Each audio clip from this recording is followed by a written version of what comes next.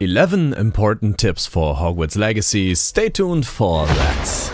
What's up guys, my name is Franky Boy. On this channel I'll be covering everything regarding open world RPGs such as Hogwarts Legacy, Assassin's Creed and Witcher, so stay subscribed for more.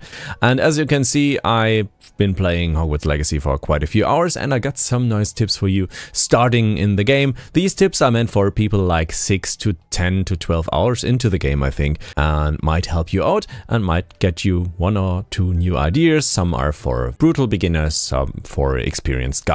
Tip number 1, one of the questions I get all of the time: how do you get the second spell wheels? I got 3 of them yet and not revealed my 4th one yet. It's quite easy. You just go into the talents, and to unveil the talent function you have to progress in the main story. Like, one of the most common answers you could say to every question in Hogwarts Legacy is like, play the main story and you will get it, most likely. And the core talents are what I recommend for most of you guys. These can unveil the 2nd and 3rd and also 4th spell set. Quite awesome to use them. And for the creation of the spell sets you could use some different approaches. One is like use case based, maybe this one for my room of requirements, this one for exploration and stuff, and this one for battle. But you could also like do one spell wheel where you have a yellow spell up here and the purple one here, there you have a blue one and here a red one, and you do these for all 4,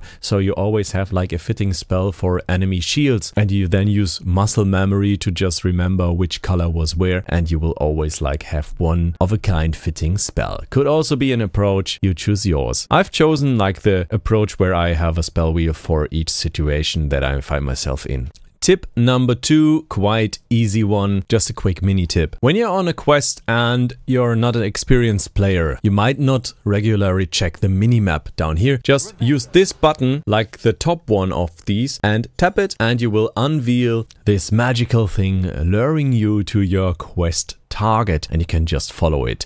This is like a tip that is best for total beginners because they might not regularly check the minimap.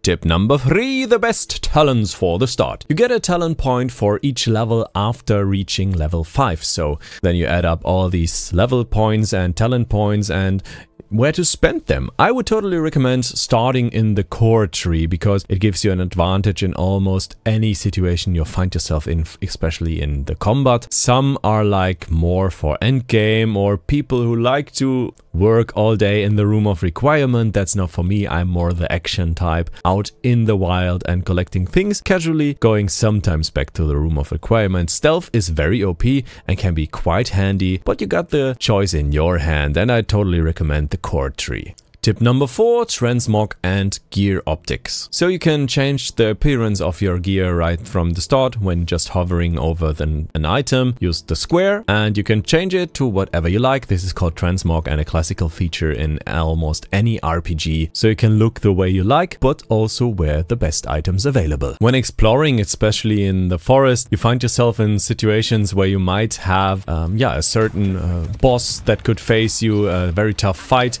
that is like in front of you, and you might want to save up your ancient magic for later, because actually it could be a problem to not have it available at your fingertip, and saving up the ancient magic is always a huge benefit, because in some situations there's a boss spawning, like this one here. You have this giant spider waiting for you, and if I kept my ancient magic I would have an easier time right now and be able to like kill her very easily. And now I have this ready and I can deal a ton of damage, which is a huge advantage. So you should sometimes like save it up for later, which can be like one of the hugest advantages in a fight, to maybe even one-hit enemies, and then you can finish it off and have fun and have a great day. Don't worry about these enemies because you could in any case one-hit them anyways. Don't waste it on easy enemies, to be honest. And there's only one thing that's stronger than ancient magic, and that is of course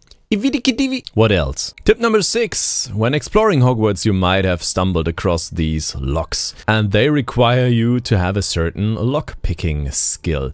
And you can actually get this one in a main story quest. Who didn't? guess that? It's actually taught you by Mr. Moon, and he gives you the ability to use Alohomora. You can also upgrade your Alohomora to 2 or 3 and then be rewarded by accessing some secret areas. So just follow the story if you wondered when to get that. Tip number 7, deluxe edition items, how to access them. Well, you got 3 in total. The first one, of course, the outfit, and this is simply just transmog. Just go to your character, transmog dark arts, and there you go. That's your stuff. The second one is the Thestral Mount. You get it when you unveil the flying mounts for yourself, and for that you have to follow the main story. You guessed it. As for the Dark Arts Combat Arena, we reach out to the world map, and you go northern from Hogwarts and western from Hogsmeade. We zoom in right there. Oh, what a treasure is found! The Dark Arts Battle Arena right here on this location. Just get it. It's beneath this, the East-North Hogwarts region, and you have to solve a little riddle. Like, you can't even call it a riddle. You just smash 10 vases. That's it. Easy. I have a separate video about it ready. When is the best situation to mount on your broom, or mount in any case? So always when you can. There are certain areas that are non-flying areas like Hogwarts and Hogsmeade, but beside that you can like mount anywhere. And you can use this totally to your advantage, because there are some ruins where you have riddles where you need to get somewhere up, but it's not possible to mount in the ruin. Now let me tell you that only you can mount on your broom outside of the ruin and then slowly fly into the building and then raise, and you don't need to solve any riddle. Just go up there, fly up there, and you can totally use that to your advantage. Like for example here, you would normally maybe solve a riddle, but now you can just like fly up here. It's easy as that. Use the broom to your advantage. You can use it in almost any situation except for in buildings. Tip number 9, that's a very basic one, but for gamers who play regularly, just go to the menu and put your game on hard. Trust me, you will have a better time, because hard mode is the first time I ever failed in this game. It's too easy on normal. If you're a beginner to gaming in general, I wouldn't recommend it, but on hard it at least comes to a normal difficulty of games. Well, it's still no Souls-like, but you'll have a better time and your success will feel much more rewarding. Alright, for tip number 10, let's get back to the Room of Requirements, and you can actually enter it via the Hogwarts map, and then there's the secret rooms on the top right here, Room of Requirement, and you actually reveal it in the story progress as well, of course. Because some of you guys might actually have been buying stuff for their potion, or have been buying a potion, but you can even brew it yourself and have like this little plantage, I think, is it called in English?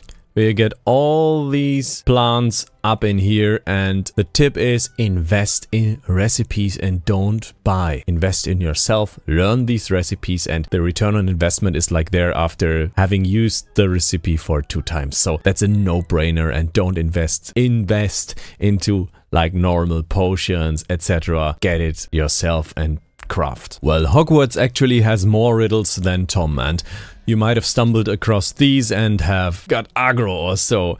And I will explain how these work. It's quite easy, quite simple. So you need to sum to 6 on the top one. Everything around it counts towards it. And my mistake was, I thought like, okay, these animals, these monsters, they are like 1, 2, 3. But that's actually not the case. It starts with 0, 1, 2, 3. And in this case, 4, 5 with the crab, 6, 7, 8 with the spider, 9 with the tentacular monster. And we need to sum it up to 6, and actually this is 4 plus this monster, 0, 1, 2 equals 6. So we need 0 right here. 0 is this one. So let's choose 0, and there you go. First one, solution. As for the second one with the 2 question marks, we need to reach to 11. We got the 5, we got the 1. So 5 to go. What is 5? Of course, the crab with the 5 arms. And now we need to search for the double question mark. And it's actually not around this layer here. I've already found it. It's down here. You need to go down and look for it. So right here we choose the crab, and this makes it kind of impossible to just guess. I was very angry in live streams about these riddles because I didn't think about a 0 being an actual thing. And now you can enter it. And the best tip right now is to like save the game. Go to your menu, setting, save game, menu, save game, and then you can reload it after you loot it. Because maybe you do not like the loot that I got, like this stuffed toy dragon and the sorcerer head. This is crap. You can go into the menu, go to settings and load the save file, and then you can loot again. Quite easy and a convenient technique to get your best gear, and you can easily snipe equipment this way. For example, my gloves are for level 14, I'm level 17, so I would like repeat it until I got the new gloves on level 17, and these would likely be better. So I got that covered for you guys. Alright, that's it for today. These were these 11 tips I wanted to give you for a good head start in Hogwarts Legacy. Hope you had a blast and learned something. Stay subscribed to the channel for more infotainment on Hogwarts Legacy, and see you guys in the next one. Thank you for tuning in and goodbye. Wir chillen auf Platz erst und jagen Artillerie. Will ich alles kalt wieder.